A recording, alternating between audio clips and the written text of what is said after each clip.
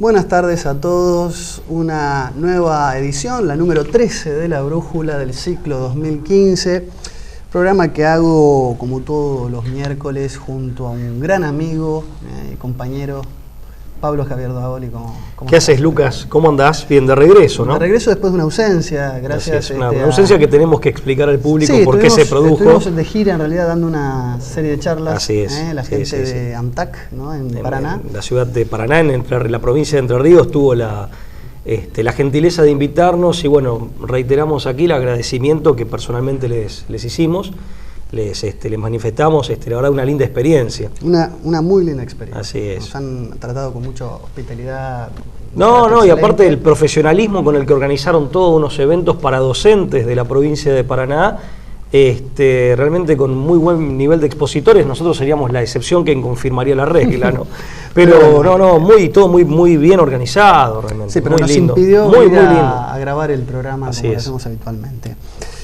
Este programa se encuentra, como siempre, consagrado a la advocación de la Virgen tres veces admirable de Schoenstatt, que es madre, que es reina, que es educadora de Schoenstatt.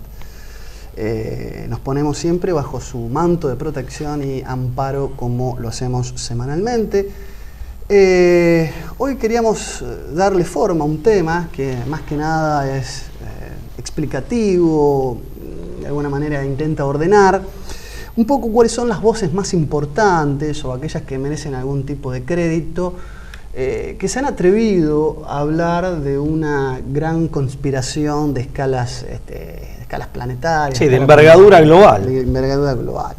Así que hoy queríamos hablar de este tema, pero no sin antes hacer también algunas aclaraciones del último programa, el cual, como siempre, tratando de polemizar y de provocar, generó el enojo de más de algunos de los cibernautas que nos siguen. Pero los invito primero, antes que todo esto, a ver la presentación, como siempre, de La Brújula. Enseguida estamos con ustedes.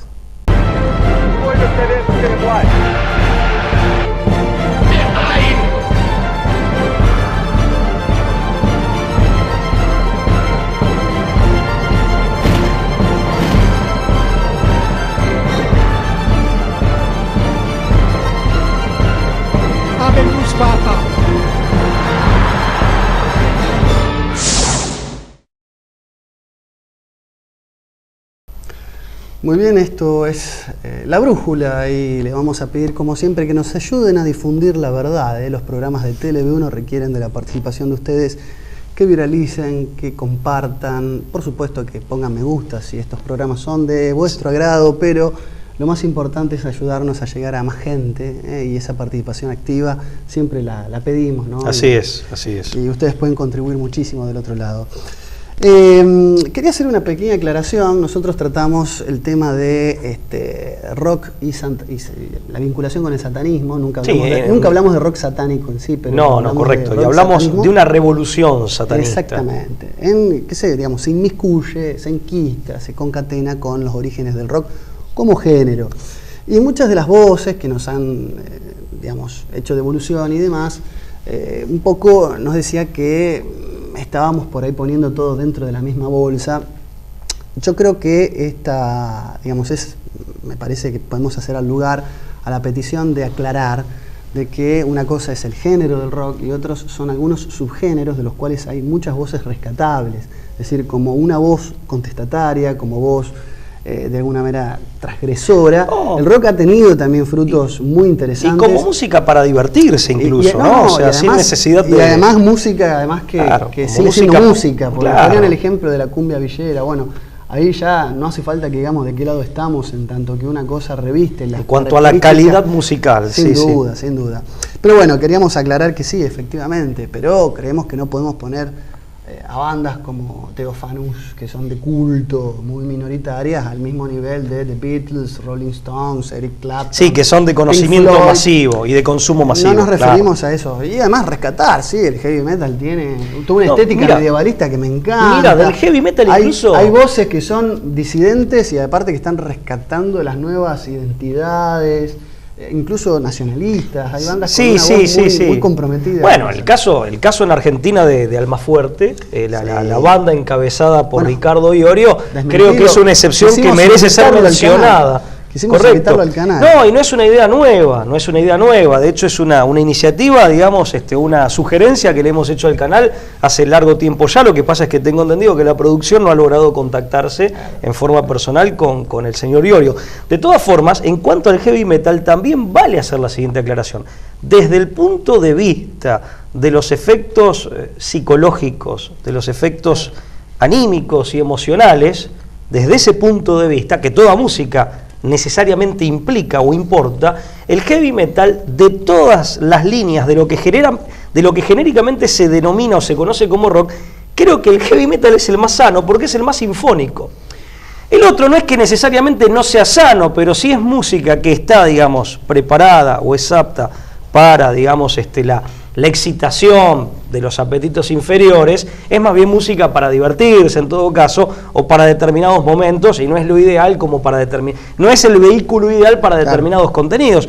El heavy metal en ese caso ni siquiera merece ese tipo de recaudo o de pequeño reparo que uno podría llegar a tener, o de reserva que uno podría llegar a tener. O sea que, por eso digo, hay que matizar. Ahora, que se han utilizado los diversos géneros del rock, de lo que genéricamente se denomina rock, y toda la subcultura que él mismo ha generado, los productos audiovisuales y el merchandising con el que él mismo ha venido acompañado, que sean utilizados para canalizar una revolución satánica, a eso sí nos referíamos y eso queríamos poner el acento. Es decir, mira, en realidad están utilizando esta vía, o se ha utilizado esta vía. Bueno, también asumir y admitir que no tenemos que estar de acuerdo 100% en todo, con todos los que nos ven, escuchan. Aparte que no son acusaciones de orden personal, mucho menos con el público, con nuestro propio de las público. Fuentes podemos más razón y podemos incluso citar fuentes que son genuinas, que son serias, para fundamentar lo que decimos. No es que estamos dando nuestra opinión así llana y lisa, sin ningún tipo de respaldo de investigaciones. Documental, y no solo libros, que vos tenías, citabas al de Conrado Barducci, yo traje otro, sino del grupo Ictus, pero incluso yo recuerdo en el Colegio Maristas en la ciudad de Rosario, al que asistí primaria y secundaria, en el secundario nos habían pasado un video, informes documentales. Claro, un video en donde se podían advertir los mensajes subliminales, algunos de los cuales mencionamos a Isa de ejemplo acá. Voy a decir a modo de ejemplo porque un televidente me criticó porque digo que es a Isa, y como que supuestamente, pese a mi apellido gringo, me quiero hacer el castizo. Bueno, la cuestión es que estamos documentados o estamos en condiciones de dar fe o de demostrar, digamos, las observaciones que hicimos. No están hechas a la ligera, desde luego nos podemos equivocar como todo el mundo. Y después, en cuanto a las apreciaciones que nosotros hacemos, nuestros juicios de valor ético, nuestros juicios de valor estético, desde luego que también son susceptibles de crítica. Lo que sí quiero que queden claro es que no hay mala fe, ni tampoco un ánimo de no distinguir, no matizar, etcétera. Jamás. ¿Quiénes son?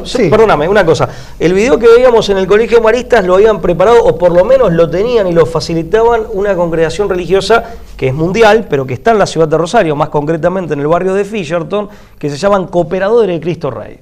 Les digo el dato porque incluso por ahí, si alguno se quiere contactar, busca en internet, puede dar con esta gente, seguramente el video todavía lo tienen.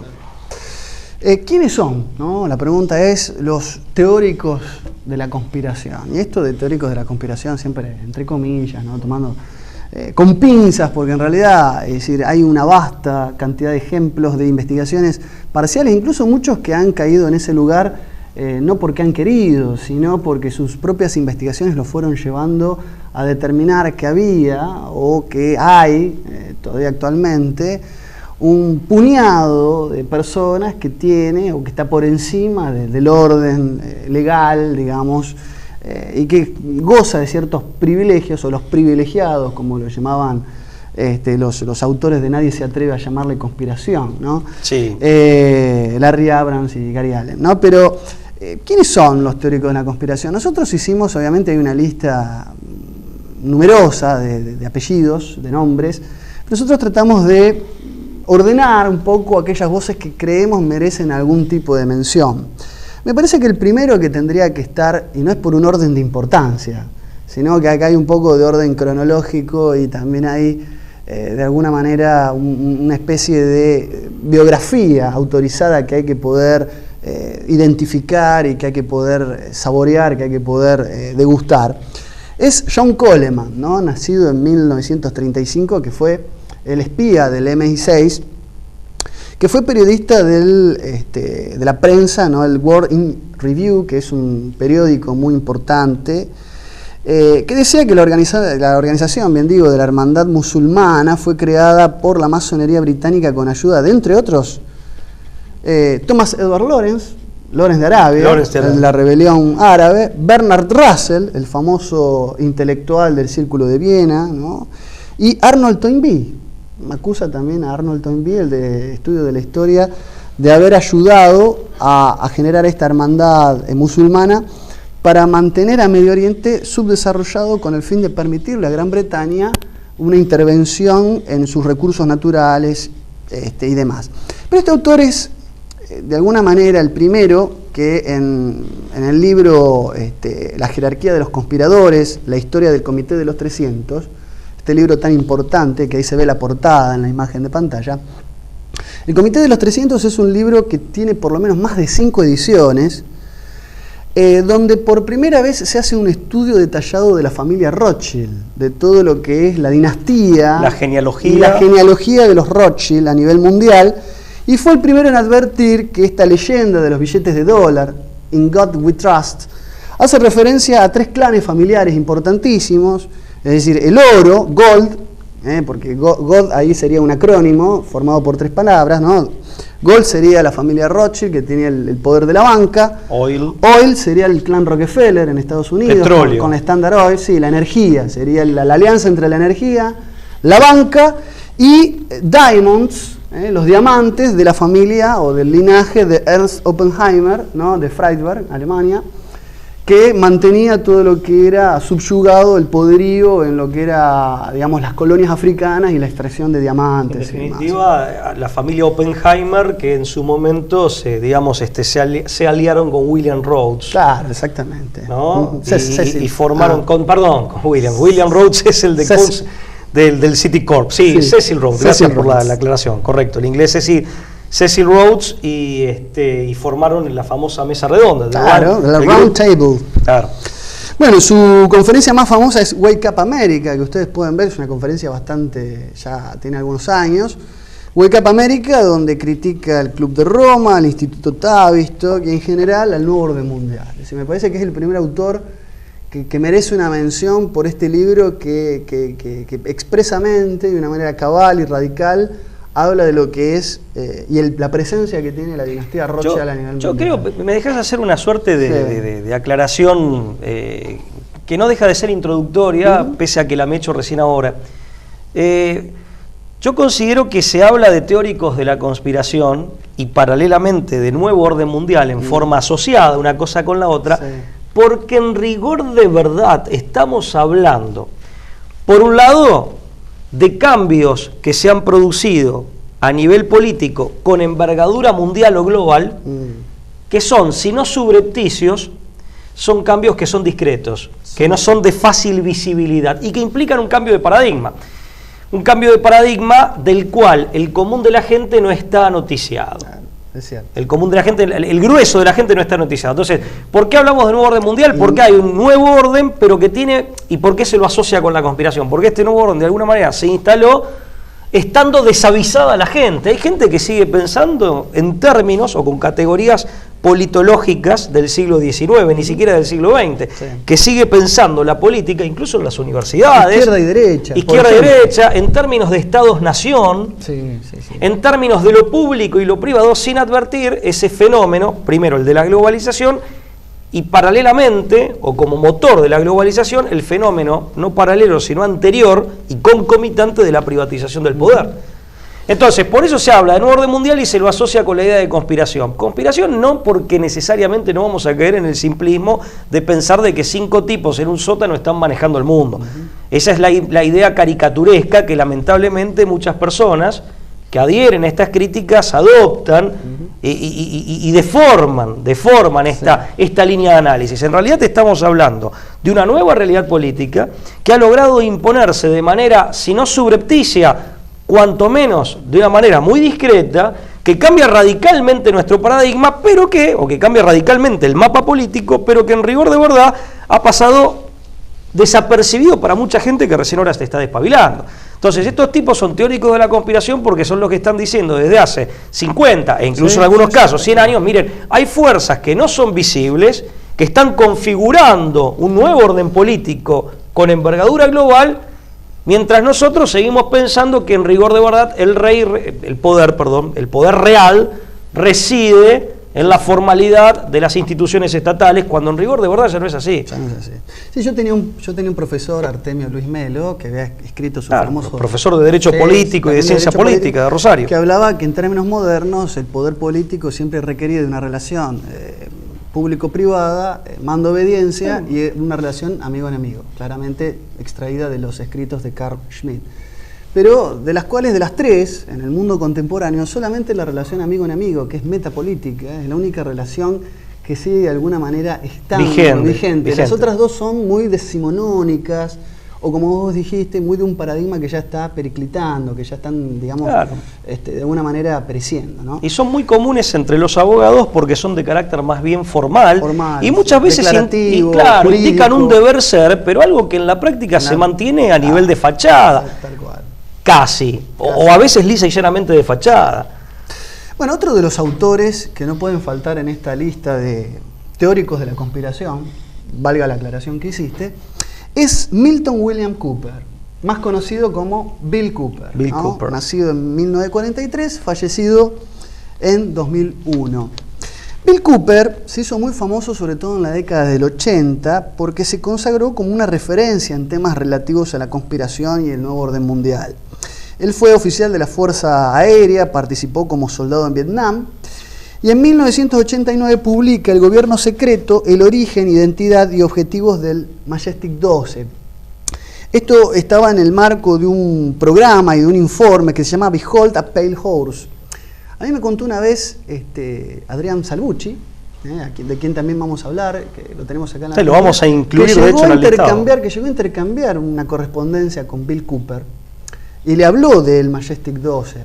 Él logró mechar un poco algunas cuestiones relativas a secretos de estados norteamericanos que tenían un contraste ufológico. Obviamente que con él se disparó digamos, el tema de la tercera vía, es decir, la hipótesis de que en realidad Marte no es un planeta imposible de poblar con personas, pero que eso obviamente se le oculta a la mayoría de las personas por una cuestión de preservar para unos pocos la posibilidad de emigrar la humanidad. Y esto es la teoría conspirativa de la tercera vía. Lo que es el Área 51, el famoso Área 51 que está tan retratado en las películas de ciencia ficción, y bueno, y también todo lo que tiene que ver con el Majestic 12 y el fenómeno ovni de Roswell en Nuevo México. Pero sería bueno, perdón, que aclararas un poco al público en qué consistiría. Fue una comisión muy secreta que el presidente Dwight Eisenhower formó para investigar un supuesto aterrizaje de un objeto volador no identificado en 1947 y que dio una serie de estudios y de investigaciones que se transformaron en un documento clasificado que estuvo en poder de la CIA. En esa época todavía no existía como tal. Creo que era la OSS en ese momento. Oficina de Servicios Estratégicos. Exactamente. Sí, el antecedente de la CIA. Pero que después salió a la luz, mucho tiempo después, y esto generó una gran hipótesis de que el gobierno norteamericano oculta información de relevancia, puede ser por seguridad u otros temas, al resto de la población. Pero bueno, esto pone en discusión el empowerment, el empoderamiento de la sociedad para estar al tanto de algunas decisiones de gobierno y algunas de mucha importancia. O sea, como se puede ocultar eso, se pueden ocultar muchísimas otras cosas. Lucas, en el contexto del Watergate y la época de Nixon. Totalmente. Y lo hemos dicho, lo hemos repetido varias veces y a riesgo de resultar excesivamente insistente, lo vamos a decir una vez más. creo que en 1922 o 1924, no recuerdo exactamente, se publica por primera vez el libro Public Opinion de Walter Lippmann, fundador y director de Foreign Affairs, revista de política internacional que hasta el día de hoy existe. Y bueno, miembro del Council on Foreign Relations, recientemente creo que fundado. Lo mencionaste en el programa de Telecontrol. De Telecontrol y seguramente en el de Escuela de Frankfurt, que fue el primero del 2014, el primero.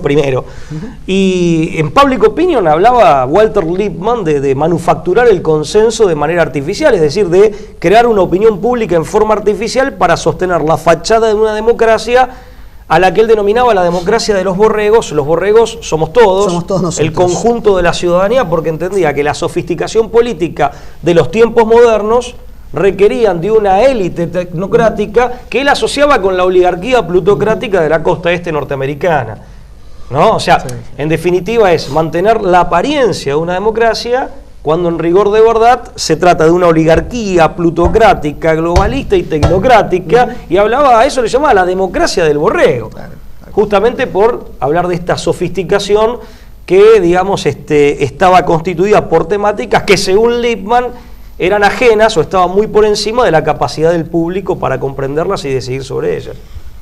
Sí, es cierto, lo de Lippmann es terrible. Es terrible, es una declaración terrible de aborregamiento, una confesión terrible.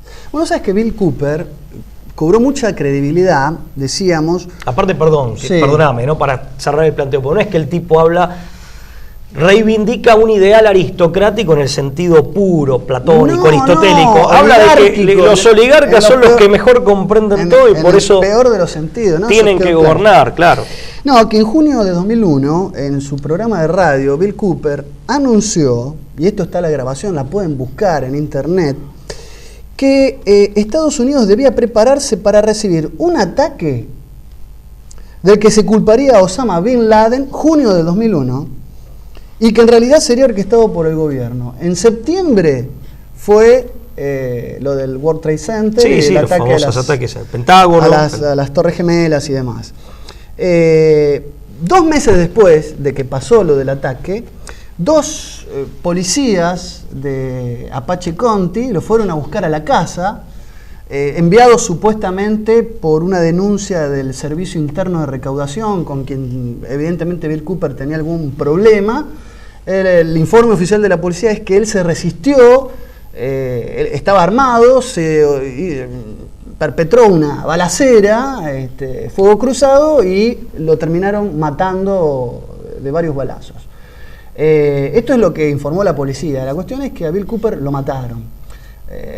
Murió en circunstancias por lo menos sospechosas, dudosas. No sabemos si su paranoia lo hizo reaccionar mal, o si evidentemente mandaron 2 sicarios disfrazados de policías y lo hicieron borrar del mapa.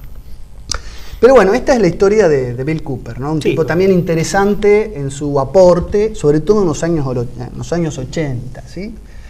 Ya en la década del 90 tenemos a un personaje, un loco suelto, un loco de la guerra, que se llama David Icke. Así es, sí. Ex jugador de fútbol, ¿no? Sí, él es inglés, ex jugador de fútbol. Y con el típico corte de un jugador de fútbol europeo de su época, de los años 60.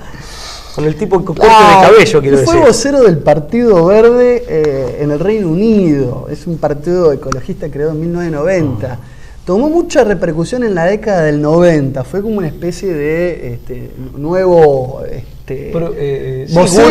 gurú, portavoz de estas teorías conspirativas, y logró consolidarse como una autoridad en el tema. La verdad es que como orador y como conferenciante o como conferencista, es un tipo brillante, con una capacidad de llegar al público y de entretener y de generar planteos interesantes.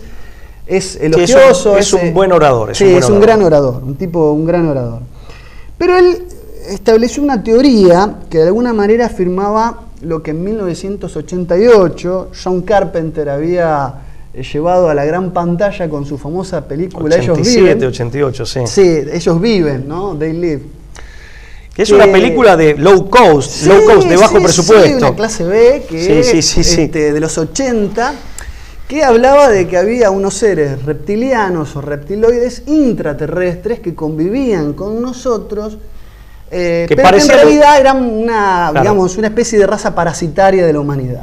Sí, parecían humanos sin serlo verdaderamente. Tenían apariencia humana sin en realidad, sin ser humanos. David Icke empezó a decir, con esta teoría que para muchos rayaba lo delirante, que había una cofradía de la serpiente de la antigua Sumeria que se consideraba en Egipto, que hasta el día de hoy tenían una sangre distinta y que llevaban adelante una conspiración para someter a la humanidad a su, bueno, transformarlos en siervos de sus, bueno, de sus acá, fines. Acá merita hacer una aclaración, ¿no? Me sí, yo quería hay decir, que detenerse un segundo. Yo quería decir una cuestión acá.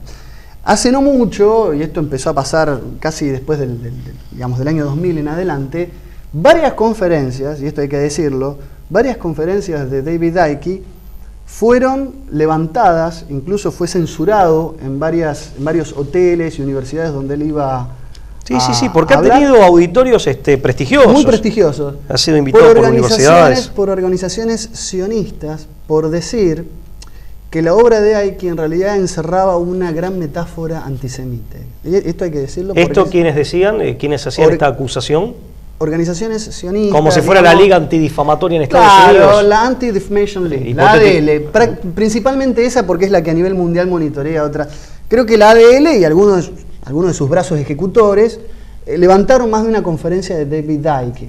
Esto hay que decirlo, digo, porque a lo mejor no es tan inocente. Bill Cooper dijo en una conferencia, incluso en una entrevista, que era un delirante y que era un embustero. Pero todavía, cuando él arrancaba, muchos hacían una interpretación un poco lineal o literal. Literal, ingenua de lo que Mirá, lo de la literalidad hoy en día no tendría demasiado, digamos, no... asidero, me parece. No tendría demasiado asidero, o en todo caso de tenerlo sería fácilmente corroborable con un buen examen de ADN. Bueno. O sea, si amerita una interpretación literal. Si amerita una interpretación, yo creo que hay dos líneas. Si amerita una interpretación... una es la interpretación... De hecho, él ya ha dejado de hablar, sigue dando conferencias y ya no habla más de los reptilianos, sí. Utiliza unos neologismos como los Sin, sionista, Illuminati, masón, satánico, una cosa así, pero hace todo un juego de palabras conectadas. Hace un tipo... Sí, como un collage de palabras largas interconectadas. Una caracteriología... Exacto, que la transforma en un único término todo conjunto. Sí, pero hay que ver bueno, por eso, hay tres interpretaciones de lo que dice este señor de origen inglés. Bien.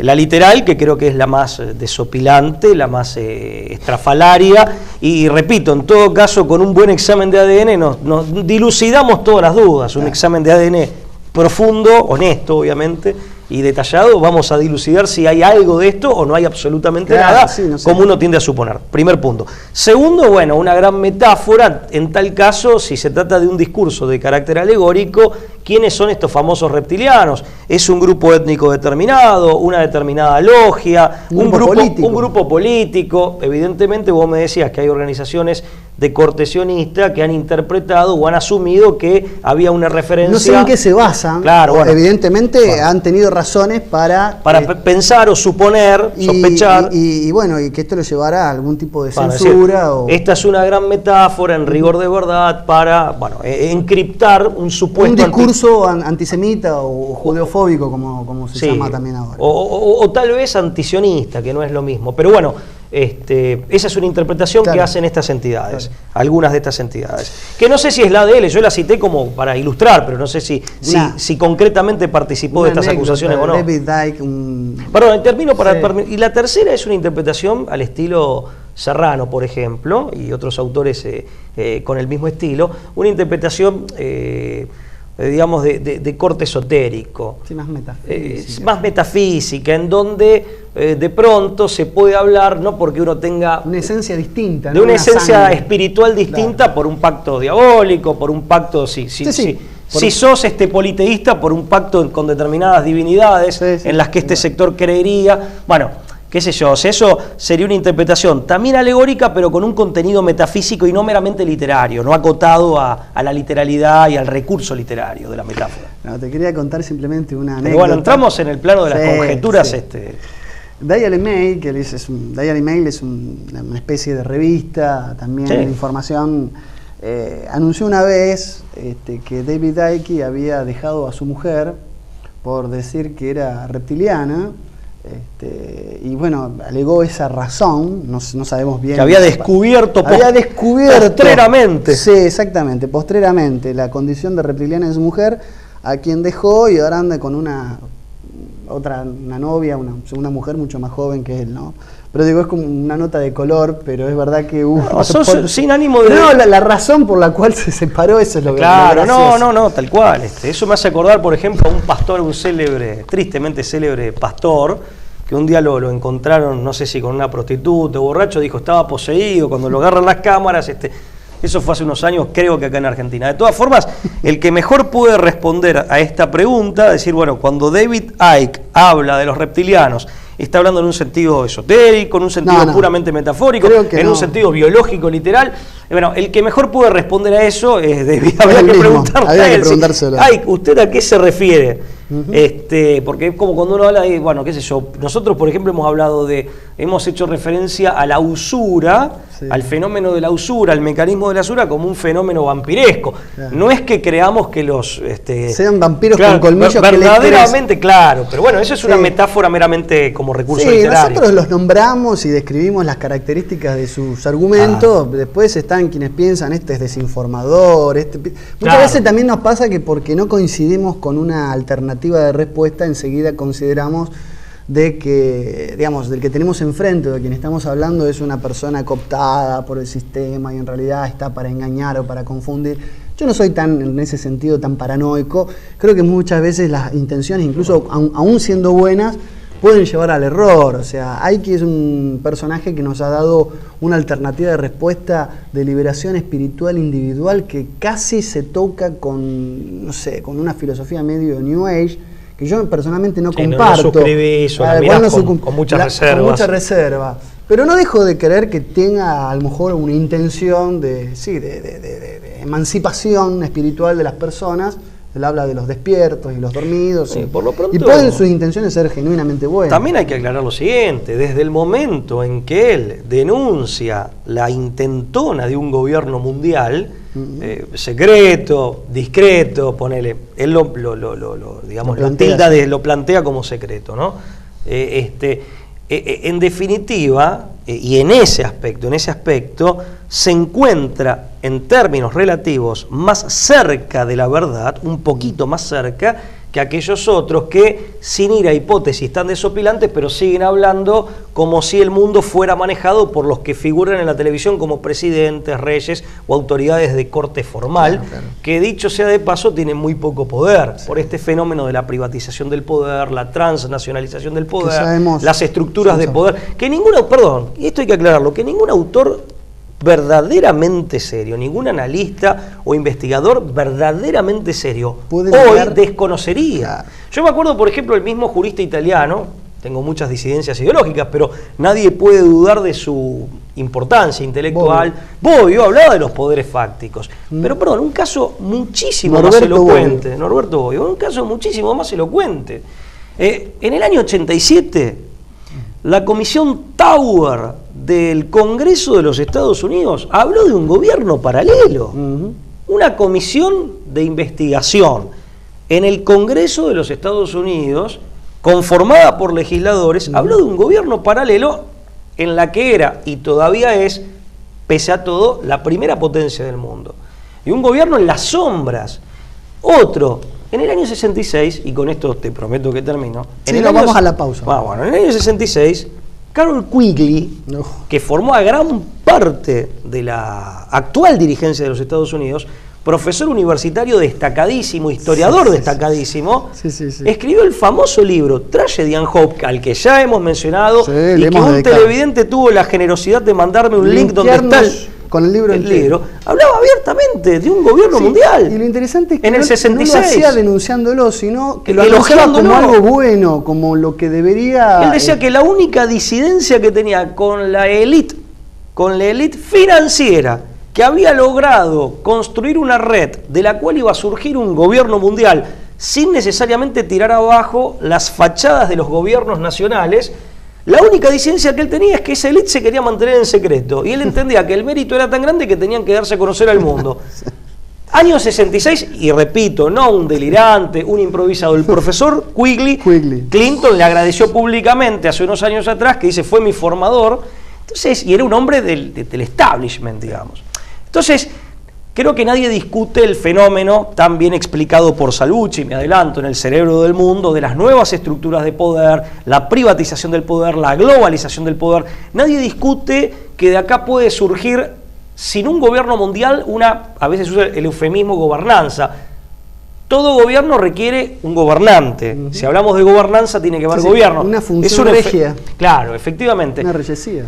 Y por hoy, muy poca gente lo discute. Podemos discutir matices, podemos discutir ciclos o el ritmo del proceso, podemos discutir su pero no su existencia. Pero no su existencia como tendencia, y como una tendencia con grandes posibilidades, con grandes niveles o grados de concreción en sus planes y con grandes posibilidades de éxito.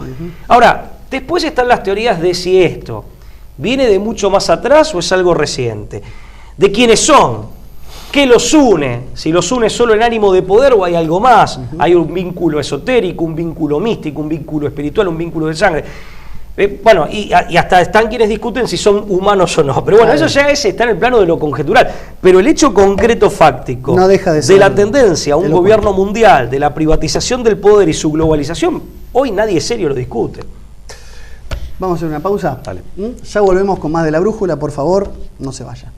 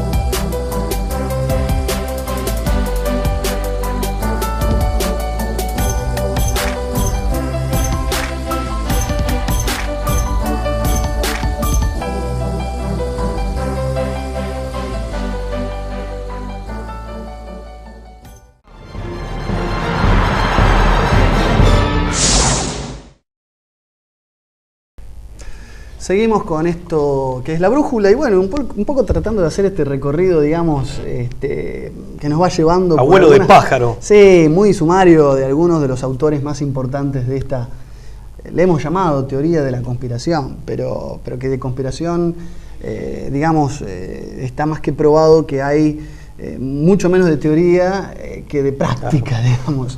Entonces tenemos que ser justos con la realidad, como bien decías Pablo, y admitir que hay una privatización, una estructuración del poder que no responde a antiguos cánones decimonónicos, modernos, sino que está cada vez más cerca de configurarse de una manera totalmente distinta. Un nuevo orden, bien llamado. Un nuevo orden que se mantiene discretamente maquillado por apariencias que mantienen la ficción de la vigencia de aquellas antiguas categorías.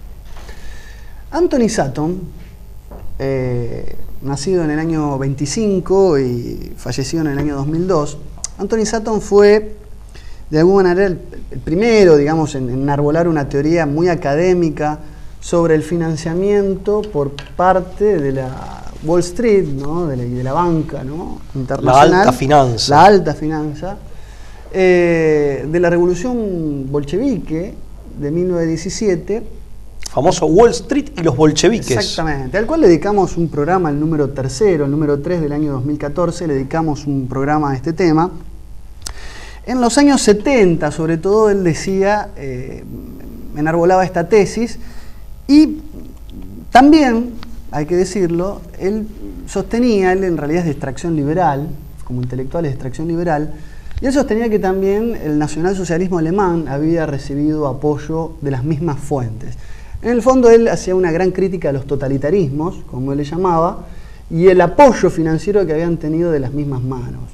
Esto le valió en la década del 70 la felicitación del famoso tecnócrata Brzezinski, asesor de Jimmy Carter, en épocas de la distensión. Y de alguna manera en los 80 viró sus temas de investigaciones a la famosa sociedad secreta Skull and Bones, en torno a la Universidad de Yale, fundada esta en 1831. Fundada nada menos que por William Huntington Russell, que fue en su juventud, Huntington Russell, hay que decirlo, discípulo de Adam Weishaupt, el mismo fundador, jesuita, masón después y fundador de los Illuminati de Baviera. Así es. ¿No? Que en 1776...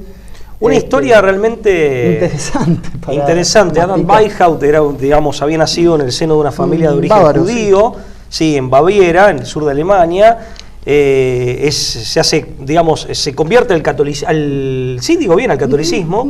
se hace jesuita, después abdica, digamos, apostata, y termina fundando la logia de corte masónico o de estilo masónico de los Iluminados de Baviera o Illuminati, sí. Bueno, lo cierto es que muchos dicen que se enquista en la masonería, pero en Estados Unidos, ¿no? Claro, exacto. Generando una logia dentro de la logia. Denuncia de alguna manera una continuidad, Sutton, entre los Illuminati de Baviera, o los Iluminados de Baviera, y las Skull and Bones. Es decir, hace todo un recorrido investigativo. A la que pertenecieron 3 generaciones de Bush. Sí. Prescott y sigue teniendo George hijo. Bueno, John Kerry, el secretario de Estado, pertenecía, ¿no?, a esta logia, sociedad secreta, en torno a la Universidad de Yale. Y el otro que deberíamos mencionar, me parece a mí que es un autor joven, o sea, que ha tenido una trayectoria intensa, siguiendo muy larga, es a Daniel Stulin. Nació en el año 66, escritor, investigador, fue agente, digamos, de contraespionaje del Servicio Federal de Seguridad, ¿no?, ruso. Y su trabajo se ha centrado principalmente en el Club Bilderberg. Así es. Ha sido periodista para el medio ruso Russia Today. Habla ruso, inglés y español. Y ha sido un personaje controvertido, interesante, digamos, en muchos aspectos. También habla de transhumanismo. Es un gran escritor, o sea, y es un gran investigador. Un gran periodista. A mí tiene un estilo de redacción que en lo personal no es el que prefiero. Comprendo también las dificultades de escribir en otro idioma que no es, digamos, el materno, que no es el genuinamente propio, más allá de que domina muy bien el castellano. Tiene un estilo, hace uso y abuso, lo cual es muy común, de la palabra fascismo, que para mí induce a error. Un uso promiscuo, pero bueno, es verdad que son libros de difusión, son libros, creo, a veces confunde, pero bueno, son libros que para el gran público un tanto sensacionalista, lo digo con mucha modestia porque vuelvo a repetir, más allá de estos reparos o de estas críticas que son accesorias o secundarias, hay que reconocer que Stulin es un excelente escritor y es un excelente investigador y periodista en general. Y él, es verdad, se ha focalizado en el Club Bilderberg, que en definitiva es una conferencia, una mega conferencia de poderosos. De personalidades que representan los distintos estratos o sectores del poder. Podríamos decir que el Club Bilderberg funciona a modo de nodo, en una estructura de poder que tiene forma de red. En una estructura del poder que tiene forma de red, son como uno de los tantos nodos. Es un centro, digamos, una conferencia en donde se consensúan determinados aspectos o cuestiones políticas, se deciden determinadas cuestiones políticas de máxima importancia y para todo el mundo, ¿no? Involucrando a toda la humanidad. Bueno, como último de los elegidos, hay una... Quiero aclararlo. Lo vas a citar seguramente. Sí, hay una lista Alex Jones, es otro periodista norteamericano. ¿No? Digo, nosotros elegimos, acá hay una lista, yo se los voy a mencionar para que ustedes los busquen. William Shafter de la John Birch Society, Ralph Apperson, William Cantillon, Henry Coston, George Dillon, David Koresh, Nesta Webster, Barry Kamish, que habló de la conspiración para asesinar a Isaac Rabin, Stephen Knight, que decía que, fíjense, Knight decía que el Jack, el Destripador, perpetraba sus asesinatos por órdenes de la masonería, una tesis que fue contrastada por algunos historiadores. Como si se tratara de un sicario. Exactamente. Salem Kirwan, Alex Jones de Infowars, que logró filmar a 200 metros de distancia un ritual de la Bohemian Grove, sí, en California. David Duke, Des Griffin, Mary Stewart Relfe, que fue la primera en identificar, esta señorita, el número de la bestia en el código de barras. Fritz Springmeier, que hablaba de que había prácticas satanistas en el seno de la ONU. Digo, hay una lista de personalidades y de voces muy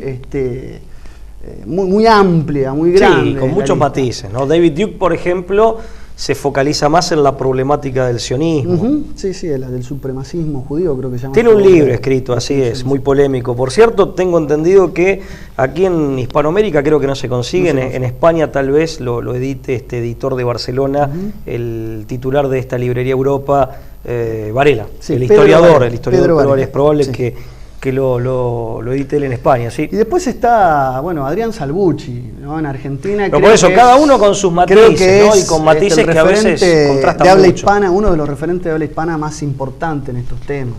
Creo que estás de acuerdo conmigo de que su libro El cerebro del mundo, sobre todo como obra póstuma, marca un ensayo, un trabajo, un estudio de investigación, sobre todo en lo que es lo que refiere al Consejo de Relaciones Exteriores de Estados Unidos. Bueno, que sería otro nodo, si aplicamos el concepto de red, sería otro nodo. En este caso no es una conferencia, el centro del Consejo de Relaciones Exteriores es un centro de planeamiento. Claro. Descrito así por el mismo Salvucci. Sí, el libro El cerebro del mundo de Salvucci, que no es el único. Salvucci tiene libros sobre diversas temáticas, pero se ha especializado en estructuras o nuevas estructuras del poder mundializado.